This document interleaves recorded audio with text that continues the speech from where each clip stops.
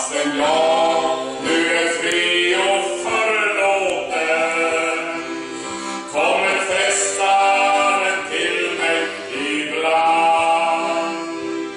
Han försöker mig binda i gårdagens synd, men då hörs Jesu ord: du är fri. Jag är fri ifrån oro och fruktan. Jag är fri ifrån synd och all skam. Jag har bytt mina bojor mot frihetens sång. Jag är fri i all evighet lång. Tack himmelske Fader.